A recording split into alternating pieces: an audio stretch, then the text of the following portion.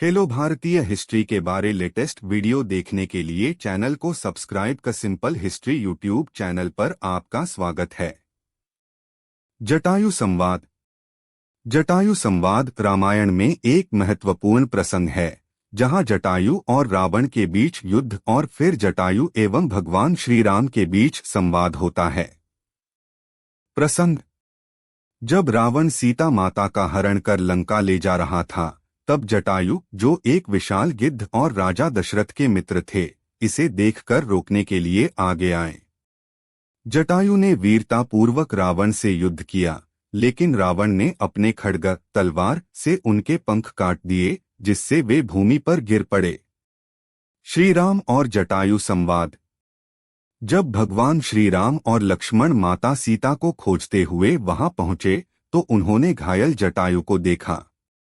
श्री राम ने करुणा से पूछा, श्री राम, हे पूज्य जटायु, यह किसने आपके साथ ऐसा किया? कौन इतना क्रूर है? जटायु, हे रघुनंदन, यह राक्षसों का राजा रावण था जिसने माता सीता का हरण किया और मैं उन्हें बचाने के लिए उससे युद्ध करता रहा, परंतु दुर्भाग्यवश मैं पराजित हुआ। वह माता सीता को लेकर दक्षिण दिशा की ओर गया है। यह सुनकर श्री राम अत्यंत दुखी हुए और स्नेह से जटायु के सिर को अपनी गोद में रख लिया। श्री राम, हे वीर जटायु, आपने जो किया वह अमर रहेगा। आपने धर्म की रक्षा के लिए अपना बलिदान दिया। इसके बाद जटायु ने राम नाम का उच्चारण करते हुए अपने प्राण त्याग दिए। श्री राम ने उन्हें अपने पिता समान मानकर विधिपूर्वक अंतिम संस्कार किया और अश्रुपूर्ण नेत्रों से उन्हें मोक्ष प्रदान किया। भावार्थ। जटायु संवाद हमें धर्म, कर्तव्य, साहस और त्याग का संदेश देता है। जटायु ने अन्याय के विरुद्ध संघर्ष किया और अपने प्राणों की आहुति दे दी, जिससे यह सिद्ध होता है कि सच्चे धर्म रक्षक अमर हो जाते हैं। शबरी से भेंट रामायण प्रसंग। शबरी से भगवान श्री राम की भेंट का प्रसंग रामायण के अरण्यकांड में आता है। यह प्रसंग भक्ति, श्रद्धा और प्रेम की पराकाष्ठा को दर्शाता है। प्रसंग। शबरी एक भील जाति की वृद्ध महिला थीं, जो अपने गुरु मतंग ऋषि की शिष्या थीं। उन्होंने वर्षों तक भगवान श्री राम के दर्शन की प्रतीक्षा की।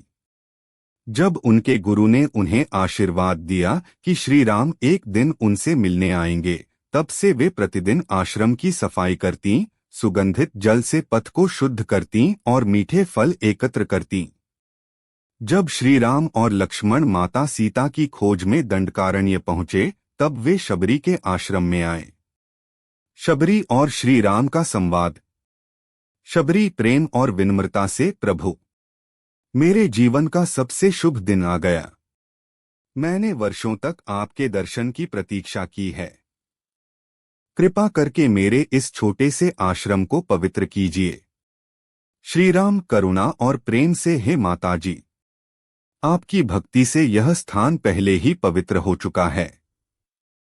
आपने जो प्रेम से प्रतीक्षा की है वह अमूल्य है।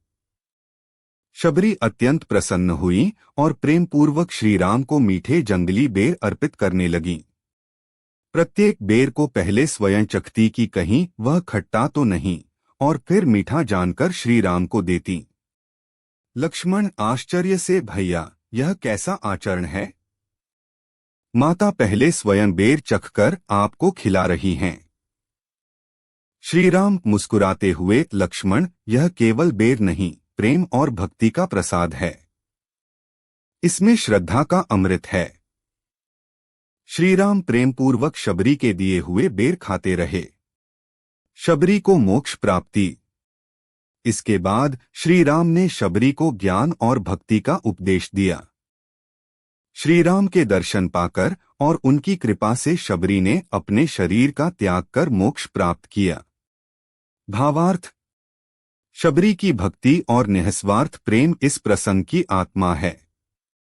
यह कथा सिखाती है कि भगवान के लिए जाति, रूप या समाज का बंधन मायने नहीं रखता, केवल सच्ची भक्ति और प्रेम ही महत्वपूर्ण है। भारतीय हिस्ट्री के बारे लेटेस्ट वीडियो देखने के लिए चैनल को सब्सक्राइब करें।